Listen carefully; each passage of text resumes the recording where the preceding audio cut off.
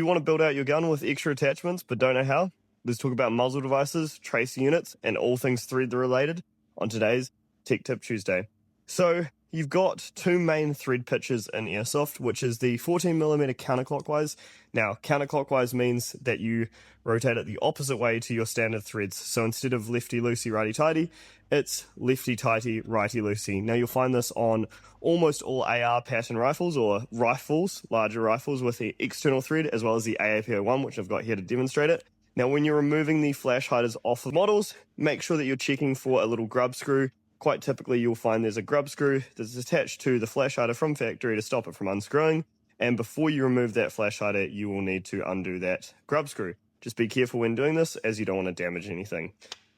The other thread pattern you'll find in a lot of airsoft replicas is 11mm negative inside almost all pistols. So if they have a metal outer barrel and it is threaded, like the WEs, you'll find that it is 11mm. Now, some tracer units, like this X-Cortec XT301, will have an 11mm adapter on it, or you can buy an 11mm to 14mm adapter to screw in and attach the muzzle device of your choice.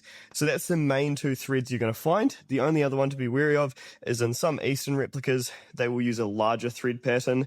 That's what this PBS suppressor is for, but it does also come with a thread adapter, so you can run it on standard 14mm counterclockwise threads as well.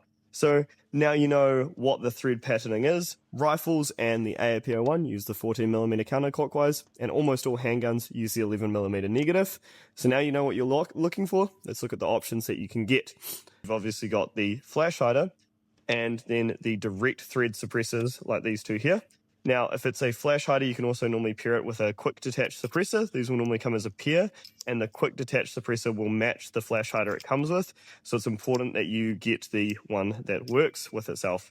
The benefits of a QD suppressor is that you're not unscrewing it and rescrewing it if you need to fit it in a case or shorten your rifle for particular game days. So QD is, although it's a more expensive option, it might be better off for what your use case is.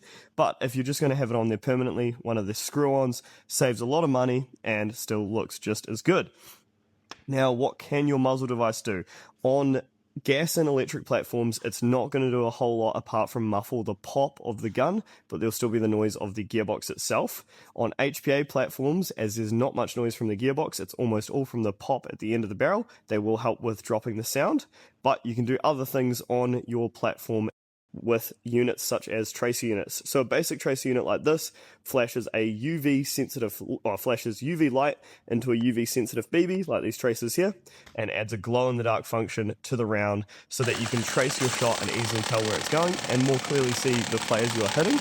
Now you can also pair that with something like the Ace-Tech Predator or the Ace-Tech Bifrost or the Ace-Tech Blaster system, which has a flash at the end of the barrel. So every time you shoot, not only is it charging the BB with UV light, but it's also flashing the color of your choice out the end of the barrel to mimic a muzzle flash. Now these come in pretty standard looking configurations of various different suppressors, but sometimes you want something quite specific, and that's where I can tell you one little trick you can do for almost all suppressors on the market will be unscrewable. So this PBS as well as this FMA suppressor here, you can unscrew the end caps off it, just like that, and then you can get something like the XT301 and wrap a few rounds of tape around it and install it into the suppressor. Now, why might you do this? One, the look of the suppressor. Obviously, you want it to look like this, but you still want a tracer function. Two, if you've got a really long inner barrel and you want to extend it into the suppressor and then have the tracer at the end, you can have the best of both worlds with that feature. And three, you can also use the foam filledness of the suppressor and the tracer unit to get a quiet but still tracer compatible gun. There's a bunch of info about tracer units, muzzle devices, and thread patterns. Hopefully it helps you with your next build, and let us know what you want to see next time on Tech Tip Tuesday. Cheers, team.